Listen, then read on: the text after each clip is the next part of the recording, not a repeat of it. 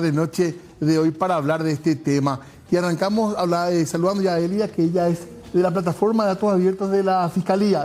Digo bien, Elida. Asimismo, dependiente de la Dirección de Transparencia. Muy buenas noches, Diego, y buenas noches a toda la audiencia. ¿Ustedes tienen a su cargo qué, básicamente? Bueno, nosotros somos una dirección que es la Dirección de Transparencia y Acceso a la Información.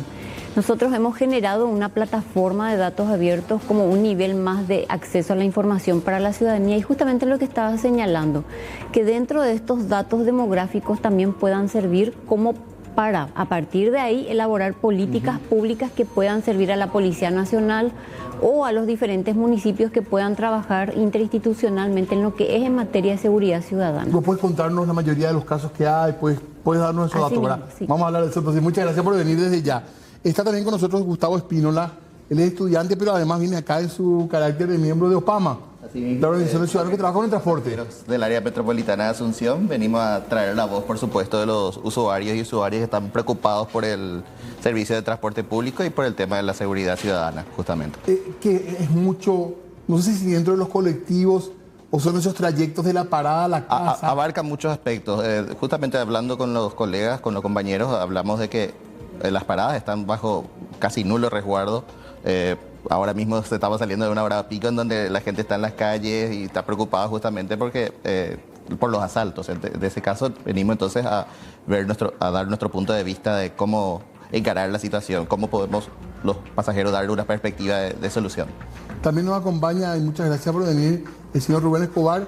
Él es miembro de una comisión vecinal de la zona de Lambaré, del barrio Valle Púa. ¿Qué tal, don Rubén? ¿Cómo está? Buenas tardes. Buenas noches, Bonini, y también a los compañeros que están, también para testimoniar un poco el trabajo que estamos haciendo, la lucha diaria, cotidiana también, tratando de paliar este grado de inseguridad que estamos viviendo. La vecindad, digamos, ¿puede ayudar a mejorar la seguridad de tu experiencia, don Rubén? Contanos, por favor. Claro que sí, claro que sí. Bueno, te cuento que de mi perspectiva, cuando fui presidente de la comisión vecinal, 2 periodos, ahí iniciamos, vimos qué herramientas, ¿verdad?, tomar para erradicar esto, y empezamos por la instalación de cámaras de seguridad, ¿verdad?, porque veíamos con ello que era una herramienta tanto persuasiva, ¿verdad?, y es así que en ese tiempo, cuando nos donaban la fiscalía, había una dirección, ¿verdad?, la que nos donó, y una parte que los vecinos pusieron, la contrapartida, digamos. Con eso empezamos a elaborar y trabajamos, formamos grupos de WhatsApp, ¿verdad?, que es muy común hoy en día, tratando de alertarnos, tratando de mantener esa alerta cotidiana permanente, ¿verdad? Y bueno, eso valió bastante en nuestra zona, ¿verdad? Nos sirvió bastante, ¿verdad? Aunque también a veces lamentamos, ¿verdad? Pues en ciertas circunstancias vimos a través de las cámaras cuando se ocurrieron hechos delictivos, ¿verdad? Algunos llegaron a, digamos, a delinearse, algunos se recuperaron, por ejemplo, vehículos, ¿verdad?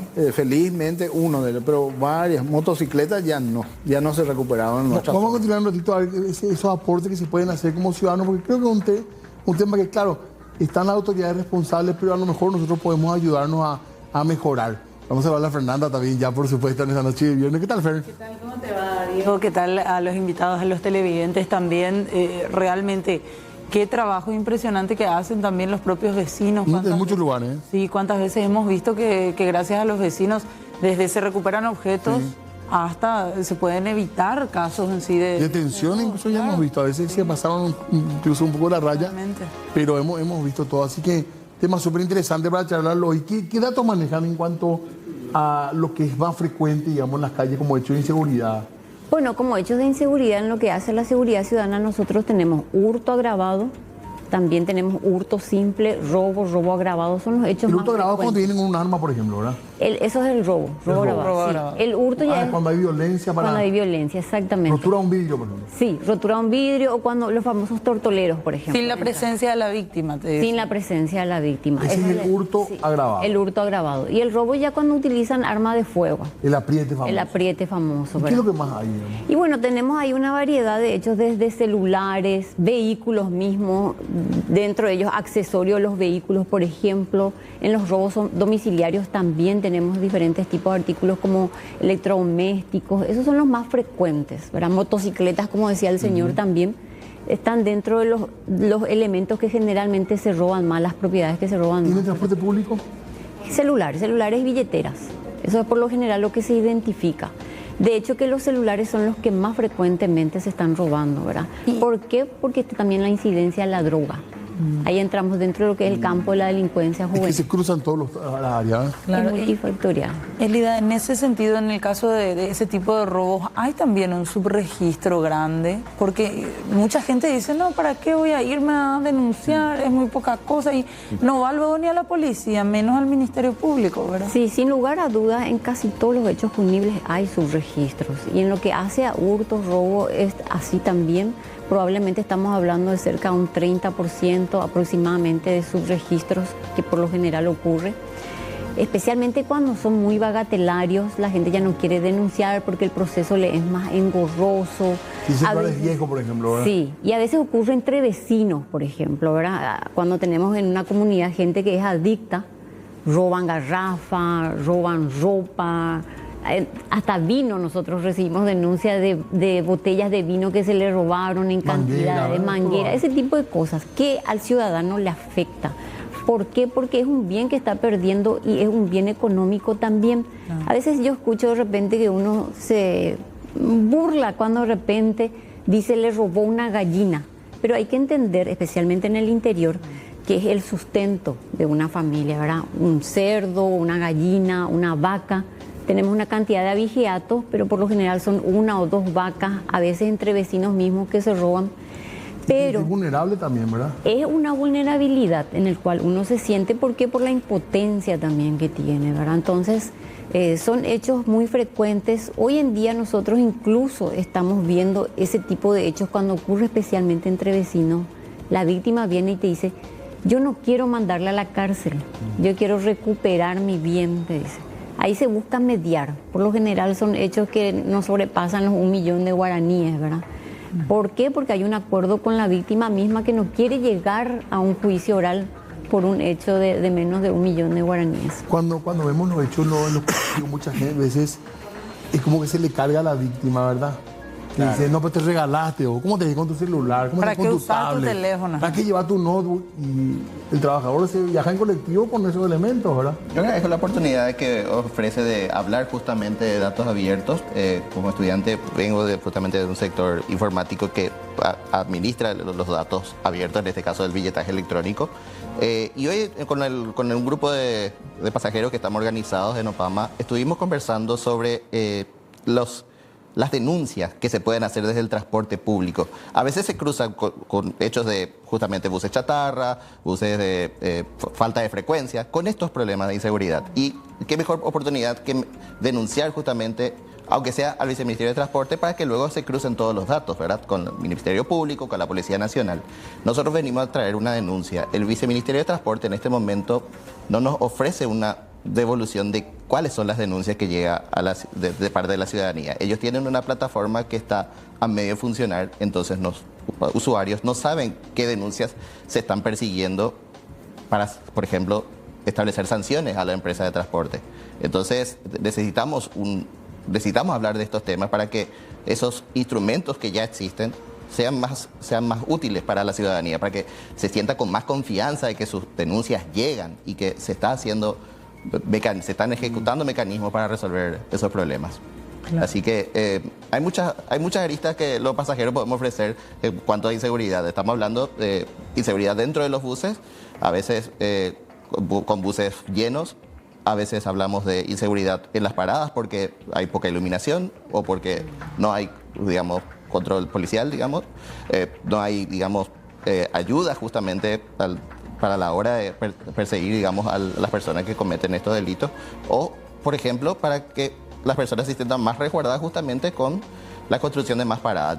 Nosotros desde Opama entendemos que hay un proyecto de construcción de paradas, pero estamos preocupados por cómo se va a ejecutar, porque a veces eso también produce sobrefacturaciones y nuevamente entramos al eterno problema. En cuanto a los delitos más comunes.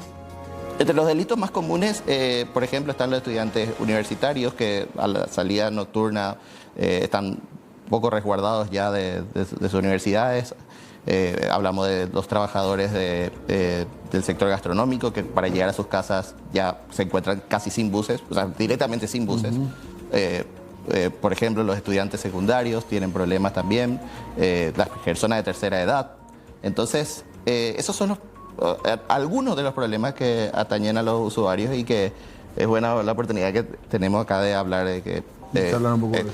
hay muchas maneras de combatir esos flagelos.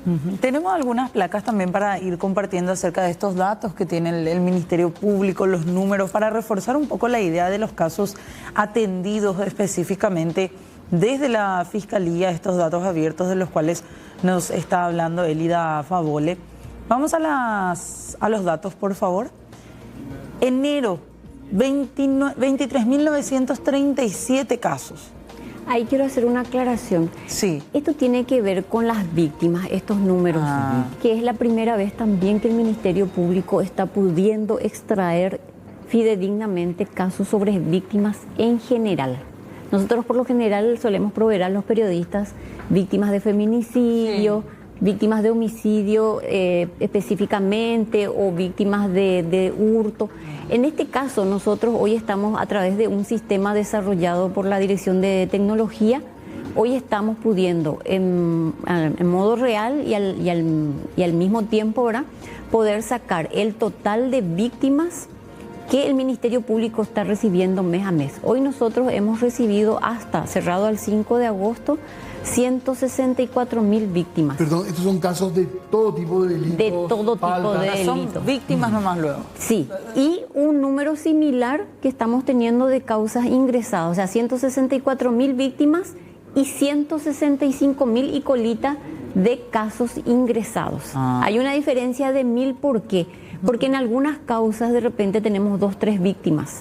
Por eso hay una diferencia, ¿verdad? Por eso hay menos cantidad de casos. Menos cantidad de casos que de víctimas, pero... Y esto, Elida, discúlpame, nos decía la producción, no sé si estamos bien, los meses en los que tuvimos más cantidad de víctimas. Exactamente, los meses donde se tuvo más víctimas son enero, donde tuvimos casi 24.000, tenemos los meses de abril, donde tuvimos 25.000 y 300 o 500, si mal no recuerdo. En julio también alcanzamos cerca de 24.000 y también en mayo 24.000. Y en la cantidad de causa, al hacer el cruce, también tenemos similares en esos meses. En enero, en abril, ¿ves? 25.000 víctimas. ¿Por qué esa variación tan grande entre esos meses anteriores, 21.000 y después trepa a 25.000 víctimas? O sea, ustedes buscan analizar el factor también. Siempre buscamos tratar de ver cuáles son los hechos que convergen en esos meses, ¿verdad? Y por lo general tiene que ver en los primeros meses, febrero, marzo, abril, incluso cruzando con los hechos de hurto, ocurren más frecuentemente en estos meses. Y luego en diciembre. ¿Y tiene que ver con la salida, con el calor, con...? Probablemente tenga que ver un poco, fluctuando un poco también con algunas circunstancias sociológicas, ¿verdad? Que eso habría que verlo un poco con un sociólogo. Pero están los datos por lo menos pero están los datos. Es un buen comienzo, digamos. Exactamente. ¿Por qué? Porque estos datos tienen que servir, así como decía el compañero, tanto para este sector como para el sector sociológico, el sector policial mismo. El hecho de la seguridad pública converge, es un ámbito que converge muy de cerca con la seguridad ciudadana. La seguridad pública tiene que ver con que, por ejemplo, en las calles haya un buen alumbrado público para que sea un factor disuasivo al momento de los robos y los hurtos. Que haya, por ejemplo, accesibilidad en los micros. Seguridad dentro mismo de los micros. Eso tiene que ver con la seguridad pública e incide en la seguridad ciudadana, que ya tiene que ver con los hechos. Y la urbanización, el tema de caminos, veredas, hay muchos factores realmente. Muchos factores. Y el tema vecinal, Rubén, porque ustedes estaban contando una experiencia cuando decían el tema que hay gente que no quiere mandarle preso, por ejemplo. Pasa mucho en los barrios que los que roban, los que cometen hurtos son chicos jóvenes del lugar, ¿verdad? ¿Les pasó eso a ustedes como experiencia de la comisión vecinal, que quienes robaban eran gente, digamos, conocida del barrio? Bueno, para serte sincero, Diego, felizmente, digamos, en nuestra zona no existen adictos. Esa es la ventaja que tenemos, ¿verdad? No existe. Ahora sí, por las calles aledañas, sí, porque se ocurren los despojos. Eso es lo que, como decía Espínola, el tema de la problemática del medio de transporte. Pues yo estoy, para darte una idea, Cacique, la avenida Cacique, claro, La Pared, ingresando, y veo que mucha gente se tiene que bajar. La calle, por ejemplo, a Costañú, para decirte, que quedan unas 8 o 9 cuadras de la Municipalidad de La Maré, hacia Cuatro Mojones, ¿verdad? Ahí no existe un transporte, hay una línea que viene cada 1 hora o 2 horas. Interna. Sí, no, la línea 23, ¿verdad?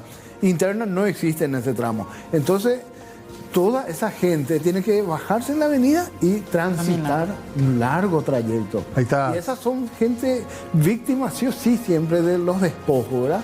Pues son los estudiantes, la gente que sale de su trabajo, la gente que se va, tiene que salir muy temprano, ¿verdad? Porque sabes que el tráfico es tremendo, ¿verdad? La Marea de Asunción, trasladarte o a otras ciudades.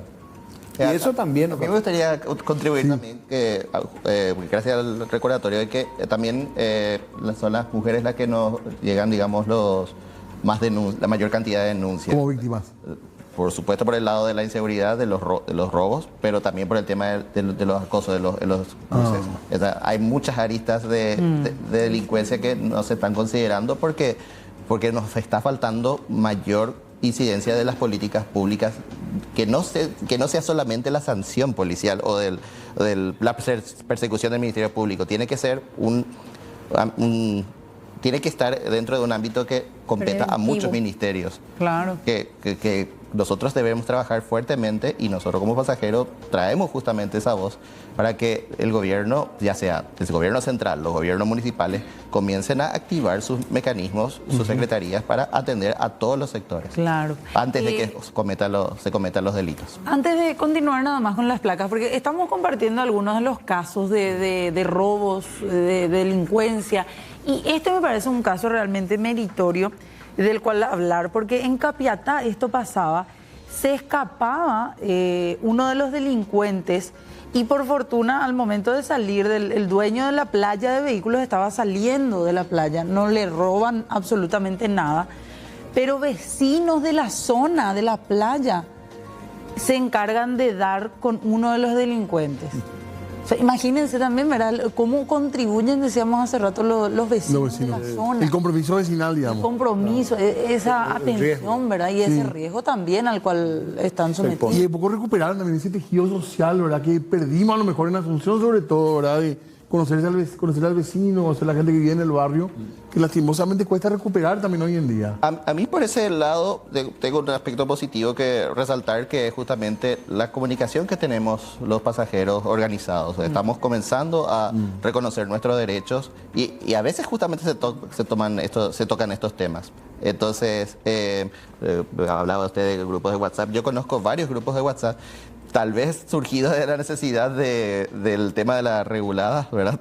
Tipo, claro, conocer si va a pasar cierto bus a tal hora en tal parada, pero se hablan de estos temas y es muy importante tener en cuenta que eso ayuda también a hacernos más unidos y reclamar más nuestros derechos. Tenemos más datos para compartir, ¿verdad? Sí, tenemos más placas también. Antes de hacer una pausita, decíamos, y nos comentaban algunos números ya aquí con Elida Favole. Julio, 23.205 casos, y solamente en estos primeros 5 días de agosto ya suman más de 3.247 víctimas. Así mismo. Y en estos días, por ejemplo, 600 por día. Estamos aproximadamente en un promedio de 600 por día, de diferentes tipos de hechos. Los hechos más frecuentes que nosotros registramos está el hurto agravado, violencia familiar, hurto, tenemos exposición al peligro en el tránsito terrestre, amenaza, lesión, daño, apropiación y incumplimiento del deber legal alimentario figura entre los 10 más denunciados. Lo que llega a la fiscalía... hay cuestiones, mejor dicho, hay cuestiones que quedan en la policía que no llegan a la fiscalía, digamos. Podría ser, no quisiera aventurarme, pero sí podría ser. Pero no debería pasar, en principio. No debería. Automáticamente ellos, si es un hecho punible, tendrían que derivar a la fiscalía. Sí, Bueno. yo quiero rescatar también lo que es porque nosotros trabajamos mucho en alianza con las comisiones vecinales que trabajan con la Fiscalía. Hay cerca de 90.000 comisiones vecinales a nivel país. Y si esto se pudiese hacer una alianza estratégica sostenido en el tiempo, es muy importante. No para que ellos hagan el trabajo que tiene que hacer el Estado, sino porque de repente pueden realizar aportes muy importantes como comisiones, porque ellos identifican quiénes son las personas extrañas, trabajan. Nosotros tenemos experiencias, por ejemplo, en Capiatá muy positivas entre la Fiscalía, la gente de la Policía Nacional, que trabajan con las comisiones vecinales en San Antonio, Ceballos Cue, todo en la parte de Villarrica. Hay zonas donde se trabaja muy estratégicamente, experiencias que nosotros conocemos y donde se va reduciendo también esos niveles gracias a ese trabajo en común con las comisiones vecinales. Bien, vamos a escuchar un poco el testimonio de la gente también, porque creo que van en esa línea, ¿verdad? Para seguir hablando de este tema que tiene que ver con la inseguridad. Claro, si uno habla con la gente que utiliza frecuentemente el transporte público, sí o sí te cuentan alguna experiencia de inseguridad. Claro. Creo que es muy poca la gente que no pasó por eso. Más de una vez. Exactamente. Bueno, tenemos que y seguimos nosotros hablando de datos que tenemos de parte del Ministerio Público acerca de hechos de inseguridad. Antes de ir a la pausa, Diego, hablábamos de la cantidad de víctimas que maneja la Fiscalía en diferentes meses de este año 2024. Y antes de seguir conversando con nuestros invitados, a quienes le agradecemos la presencia en esta noche aquí, queremos también mostrar las siguientes placas que hacen referencia netamente ya a los hechos punibles más denunciados. Ahí está entonces la lista, y es el hurto agravado, lo que nos estaban comentando, violencia familiar, hurto, robo agravado, estafa, amenaza y exposición al peligro. Además también daños, apropiación, incumplimiento del deber alimentario y lesión. Entre ellos, podemos decir que el hurto agravado o el robo agravado Pasa por ahí, ¿verdad? pasa por ahí, o sea, son los principales. Lo que uno escucha más frecuentemente, ¿verdad? Podríamos decir. Son las denuncias que más ingresan al Ministerio Público. Los 11 hechos que más se denuncian en el Ministerio Público en una escala de porcentaje, ¿verdad? Por ejemplo, por decirle, nosotros incumplimiento del deber legal alimentario, hoy estamos llegando cerca de los 8.000, 9.000 casos, ¿verdad? Y a partir de ahí para arriba son los otros hechos más denunciados. Violencia familiar, ahora a julio estamos llegando cerca de 19.000 casos. El año pasado, por ejemplo, violencia familiar llegamos a 36.000 denuncias. En el caso de hurto agravado, robo agravado, por lo general fluctúa entre, si hablamos de hurto agravado, estamos llegando a cerca de 17.000 a julio. En lo que hace a hurto, estamos cerca de 15.000 y colita 15.300, 15.500. Tenemos un promedio de aproximadamente 2.000 hechos de hurto agravado, 2.500 aproximadamente de hurto agravado. Y entre 1.500 y 2.000 de hurto. Esto es importante recordarle a la gente que son datos públicos, obviamente, que Están se pueden disponibles. mirar, revisar. Datos.ministeriopublico.gov.pi. Es nuevo relativamente esto, ¿verdad? Y Es una plataforma. Una herramienta que puede servir para la lucha vecinal, también el trabajo de ustedes, ¿verdad? Para conocer. Sin diagnóstico cuesta mucho encarar el problema, ¿verdad? Así mismo, de hecho, está comenzando a haber una cultura de exigencia de la información pública para combatir justamente estos flagelos. Recién estábamos hablando con el vecino que existen artículos de la ley que defienden justamente la potestad que tienen, por ejemplo, los gobiernos municipales para encarar el problema de la inseguridad también. Y eso no se conoce.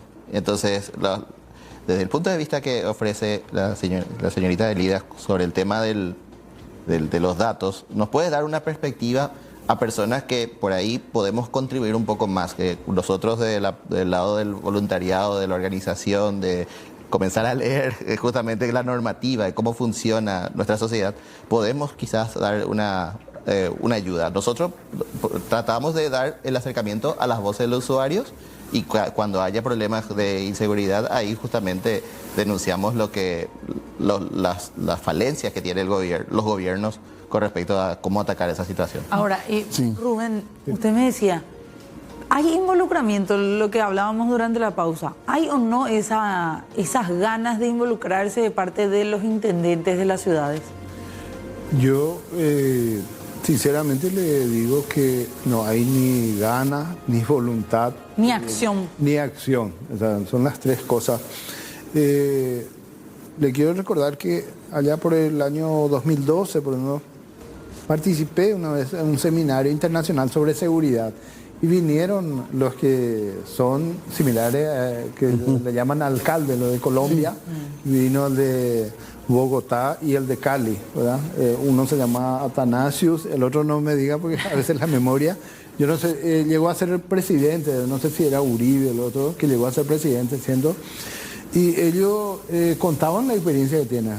Ustedes todos sabemos, ¿verdad?, que Colombia pasó por un momento, en los años 80, ¿verdad? Sí. Y bueno, y uno de ellos señalaba cómo tuvo que enfrentar y tuvo bajo un riesgo digamos, de lo que implica una voluntad política, un barrio donde era... realmente no se podía vivir más, ¿verdad? La famosa zona roja. Sí, zona roja. Tuvo que arrasar y volver y trabajar con eso y reubicarle a la gente, tratar de ciertas políticas. Y yo creo que ellos más o menos nos dan las pautas que ellos sí se involucran, digamos, dentro de la seguridad, ¿no? El alcalde que se pone el saco y dice, yo voy a resolver el problema. Claro, claro. Pero ahora estábamos viendo con el caso de los choferes de plataforma nomás, que hay zonas a las que no quieren entrar. Sí. Claro, pues son zonas sin camino, sin iluminación, y el que sufre el doble es el trabajador de la zona, ¿verdad? Aparte de no tener buses, Sí. de la falta de frecuencia, tenés que acudir a la aplicación de transporte y te dicen, no, hasta acá te puedo traer, amigo, ¿verdad? Sí, yo creo que hay falta de creatividad justamente de las personas a las que se le dio la potestad De autoridades. de las autoridades de manejar estas situaciones, porque lo que se está mencionando es muy importante. O sea, las políticas contra la inseguridad no son solamente persecución, sino que también ofrecer a la ciudadanía alternativas en educación, salud, en infraestructura, justamente para tener calles seguras, para que la gente se sienta segura de poder transitar. Entonces, se necesita más intervención. Necesitamos, y nosotros como ciudadanía necesitamos más, comenzar a hablar, organizarnos y presionar a estas autoridades a que cumplan para aquello para lo que fueron votadas. Sí, decía uno. Lo que pasa, Gustavo, no solamente el tema de creatividad, yo pienso que pasa por un problema de capacidad de gestión. ¿Sí? Porque volviendo al tema, esos dos alcaldes que vinieron de Colombia y leía el currículum de ellos, uno tenía una PhD, otros tenían doctorado, escribieron ya varios magíster. Libros, y vos ves nuestro intendente y... Entonces, La formación. no solamente la creatividad, sino la capacidad de gestión. ¿Verdad? O sea, yo hago también un llamado, ¿verdad?, a los ciudadanos, porque siempre se presentan personas capaces, pero son los menos votados. Y los concejales también, ¿verdad? Los concejales son los más cercanos. La autoridad más cercana que tenemos los ciudadanos es el concejal. En Y teoría. lamentable la capacidad. Yo te cuento una experiencia. En Lambaré, por ejemplo. En Lambaré. Una vez asistimos varias veces, porque nosotros tuvimos también un conflicto en nuestra zona, ¿verdad? La famosa canchita, ¿verdad? Donde y ese también fue factor decisivo para que porque hay una aglomeración de personas de todos los sectores viene, ¿verdad? Claro. Después ya se emborrachan, ya ponen su música y nos fuimos a la intendencia. ¿Qué nos dice el intendente? Pero esa no es, ¿sabe por qué? Porque era un cable, güey, era de la ANDE. Y me dice, pero esa no es mi jurisdicción, yo no puedo entrar. Intendente, le dije, y la ordenanza, ¿qué dice?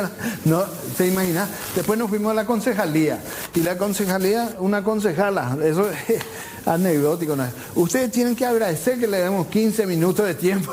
O sea, no conocen realmente su derecho, de que nosotros tenemos el derecho de expresar, está en la ley 3966, le faculta al ciudadano a recurrir a sus autoridades, a reclamarle, A veces parece que le hacemos muy fáciles también a los intendentes porque nos quejamos de la basura, de los baches y nos olvidamos de esto otro, ¿verdad? De la ciudad en sí, Y el ¿verdad? propio intendente te dice, no, pero es la policía, Sí, es la fiscalía. Y ocurre también es que hay un ejercicio, yo realmente rescato este ejercicio que hacen los jóvenes también y las comisiones vecinales, pero el ciudadano como tal, en Latinoamérica luego, recién ahora, hay un ejercicio de ir trabajando primero con las autoridades y exigiendo sus derechos, ¿verdad? Pero parte por conocer cuáles son esos derechos. Los intendentes, los gobernadores, mismos las instituciones públicas, nosotros estamos al servicio de la ciudadanía. O sea, el ciudadano tiene que poder acercarse a las instituciones, exigir, y el funcionario no tiene que tomarlo eso de mala manera porque está percibiendo un salario por ese servicio que tiene que brindar. Y en eso entran los municipios que además son cargos electivos donde el ciudadano se presenta porque considera que puede llegar a ofrecer mínimas soluciones a una comunidad. Por eso se presenta como candidato, ¿verdad? Muy bien, tenemos que hacer una breve pausa. Les tomamos un ratito de paciencia porque vamos a seguir hablando de este tema. Así es, señor, pausa, ya volvemos. Seguimos charlando de inseguridad, gracias a la gente que nos acompaña en esta noche, y nos faltaba hablar un poco de las zonas también, ¿verdad? Exactamente, ya estuvimos hablando de la cantidad de víctimas, de los casos, de los hechos más denunciados ante el Ministerio Público y las zonas con más denuncias recepcionadas hasta este momento del año. En Central, 59.714.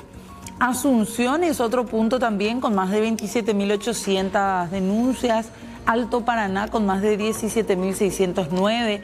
Itapúa con 9.071. Son algunos de los departamentos con mayores cantidades también de casos. Caguazú le sigue con 9.118, Cordillera con 7.428, San Pedro con 5.328 y Guairá con 4.098 casos.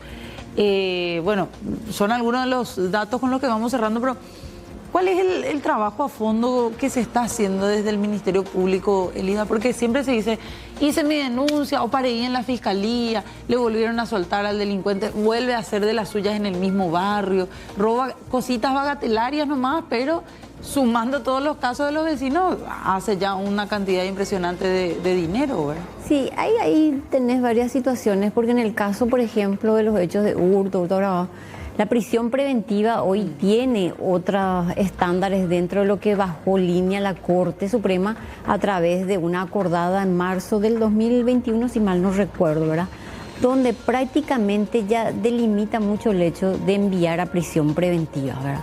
Eso hace que también la ciudadanía se sienta disconforme en cuanto a la percepción de inseguridad, porque como dicen, se les suelta. Y dicen la fiscal. La fiscal le suelta, y cuando en realidad eso parte de una acordada que la Corte Suprema había emitido, ¿verdad? Y al fiscal no le queda otra que cumplir, porque si va y presenta ese requerimiento ante un juez, el juez que tiene que cumplir esa acordada rechaza. Claro. Entonces siempre escuchamos que dice el policía, el fiscal le suelta.